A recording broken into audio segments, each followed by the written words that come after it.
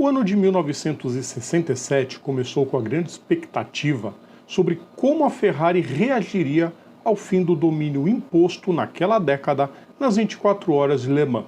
Entre 60 e 65, só deu a esquadra de Maranello no alto do pódio. Aí todo mundo sabe o que aconteceu entre Enzo Ferrari e Henry Ford II. A proposta de aquisição da marca italiana por parte dos estadunidenses, o não irredutível do chefão da montadora vermelha e o desejo quase doentio da Ford para bater a Ferrari na lendária prova francesa. O desfecho foi o fim da hegemonia, com requintes de humilhação, e Enzo prometeu que se vingaria. Na pista, como gostamos de ver. O palco mais importante, depois de Le Mans, era da recém-criada 24 Horas de Daytona. No mesmo ano de 66, a Ford já tinha implantado uma baita vitória com Ken Miles e Lloyd Ruby, e também tinham vencido as 12 horas de Sebring. A Ferrari foi com tudo para a edição de 67, querendo a desforra. Quinta-feira, 21 de dezembro de 2023, e esta é mais uma lembrança de quinta.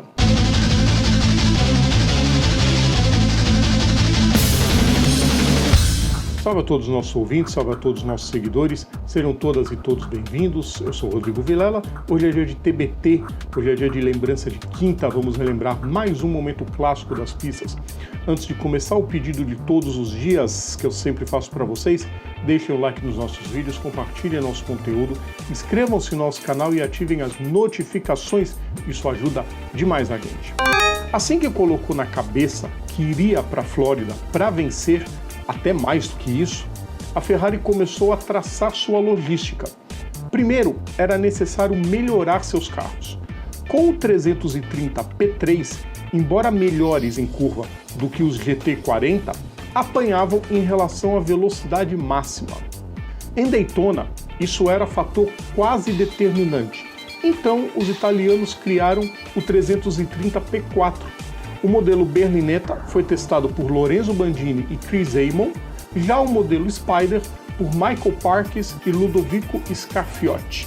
Curiosamente, na corrida, as duplas foram invertidas.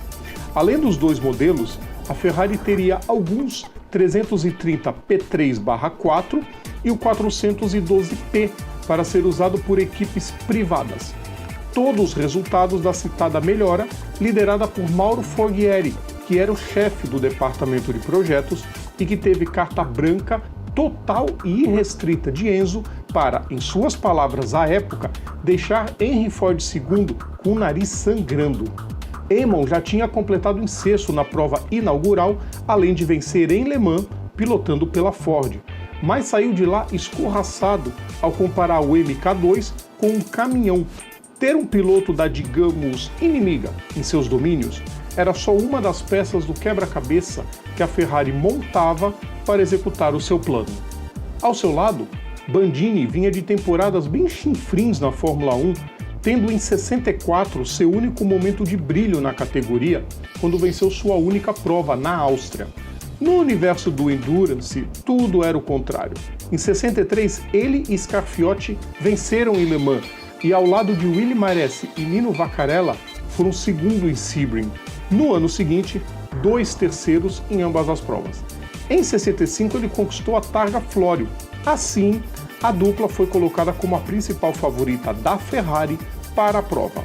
A Ford não teria uma de suas estrelas, Ken Miles, que faleceu em setembro do ano anterior num acidente em Riverside, quando testava o Ford GT40 J-Car, que era para ser o sucessor do MK2. O carro virou o MK4, que não correria em Daytona, e como o MK3 começou a apresentar diversos problemas, o projeto foi abandonado. E ciente de que a Ferrari queria a briga, inscreveu o maior número possível de carros em um esforço para aumentar suas chances de vitória. Nada menos que 6 GT40 MK2 foram inscritos, junto com Mustangs e Cobras, nas classes mais baixas. A Ford fez a pole, com Dan Gurney e AJ Foyt, seguido por Phil Hill e Mike Spence em um Chaparral 2F. Amon e Bandini sairiam somente em sexto, mas no dia da corrida isso pouco importou. Depois da bandeira verde ser agitada, Hill tomou a ponta de Gurney e por lá ficou nos primeiros 30 minutos. Gurney seguia firme, tentando controlar a distância, até que na volta 88 o Hill rodou e, com alguns pequenos danos, teve que ir aos boxes. A Ferrari, que estava apenas administrando seu equipamento, esperou a hora certa para atacar, tomar a ponta e de lá não sair mais. O time tinha como meta focar na sua estratégia e nas suas voltas, sem se importar com nenhum outro adversário. E à medida que as horas avançavam, isso se mostrou o maior dos acertos. Com 6 horas de prova, os dois carros da Chaparral já estavam fora da corrida, enquanto a Ford via sua tropa desmoronar pouco a pouco, com vários problemas de motor e câmbio.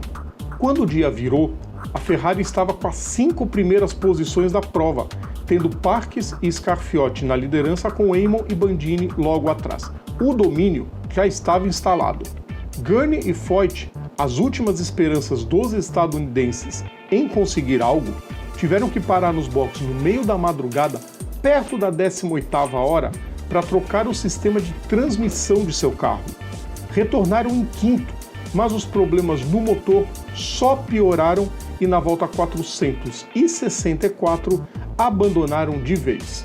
De toda a cambada, a equipe oficial da Ford tinha apenas Bruce McLaren e Lucien Bianchi, que tentaram algo, mas devido a problemas de superaquecimento, eles tiveram que diminuir o ritmo, se preocupando apenas em chegar ao fim da prova. Completariam em sétimo, atrás do outro sobrevivente, Dick Thompson e Jack Hicks, da JW Automotive. Àquela altura, já com 22 horas de prova, a Ferrari passeava em seu domínio esmagador, tendo Bandini e Amon na liderança, com Parques e Scarfiotti a 3 voltas em segundo e Pedro Rodrigues e Jean Guichet em terceiro, com 29 voltas de desvantagem. A Porsche apareceu bem na parte final, ocupando o 4º lugar com Hans Hermann e Joe Seifert e 5º com Rico Steinemann e Dieter Spohr, mas nada mais tiraria a vitória da Ferrari. Com 30 minutos para o fim, as 3 duplas receberam a ordem para diminuir o ritmo e administrar a monstruosa vantagem. Mais ainda, Francolini, responsável pela gestão esportiva da montadora na corrida, com ordens do comendador, pediu para que os 3 corressem juntos, num claro sinal de provocação ao que a Ford fez em Le Mans no ano anterior. Quase que brincando de pilotar, Bandini e Amon venceram, completando exatas 666 voltas, vejam só. Tal qual aconteceu em terras francesas, a foto das 3 Ferraris recebendo a bandeirada se tornou icônica no esporte a motor. Aquela foi a última grande vitória da montadora vermelha nas provas de endurance, ainda que o modelo 312 PB tenha conseguido grandes resultados, como por exemplo o vice em Le Mans em 73, tendo José Carlos Patti ao volante. A temporada do Endurance começou bem, vale lembrar inclusive que a prova fazia parte da temporada do Mundial de Protótipos, o WSC, que terminou com o título dos italianos, mas as grandes vitórias pararam por aí. A Ferrari decidiu não correr nas 12 horas de Sebring em abril daquele ano. Várias desculpas foram dadas pela empresa, como por exemplo, a proximidade do dia de testes de Le Mans, a antipatia dos italianos pela pista ou o fato de não estar na sua agenda. Só que muito provavelmente, porém, a Ferrari estava com medo de uma ação judicial, porque no ano anterior, a 365 P2, pilotada por Mario Andretti e Pedro Rodrigues, bateu e matou 4 espectadores. A Ford se recuperou bem. Já com o MK4, venceu em Sebring e aplicou surra maior em Le Mans. Aliás, as 2 únicas corridas onde aquele modelo correu. Rodrigues faria o caminho inverso de Amon, indo para Ford e faturando a prova de Sarthe de 68 com a equipe de John Wyer, que venceu também em 69. Àquela altura, a Porsche já despontava como grande potência, rumaria para vencer mais nos anos 70 e dominar os anos 80 na pista francesa e também em Daytona, onde venceu em 68 e depois entre 70 e 89 só perdeu em 76 para a BMW e em 88 para a Jaguar, que tinha Raul Boesel entre os pilotos.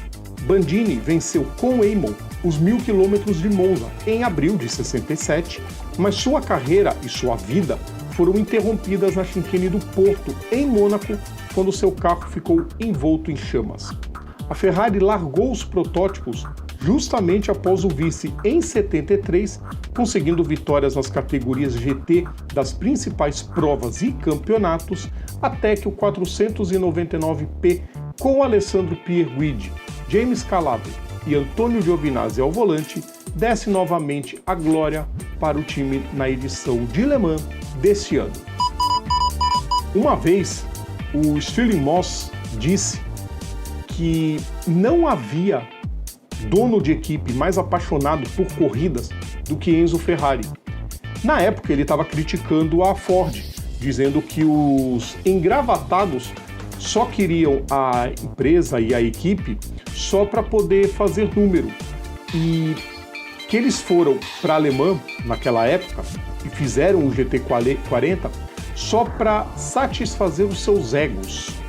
Uma clara crítica à Ford, sim, depois que a Ford fez as 4 vitórias, eles largaram a pista e também não dá para dizer tanto que eles não gostavam de corrida.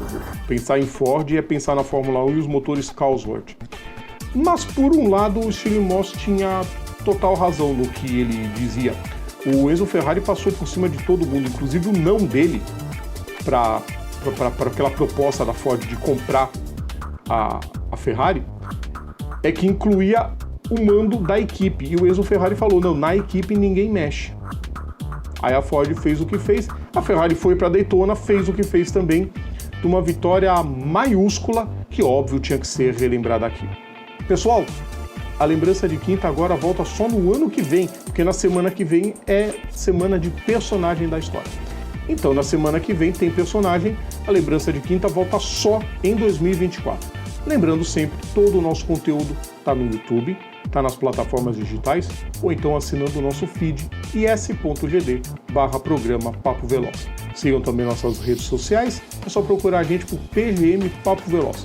Um grande abraço a todos vocês, Feliz Natal e até semana que vem. Tchau!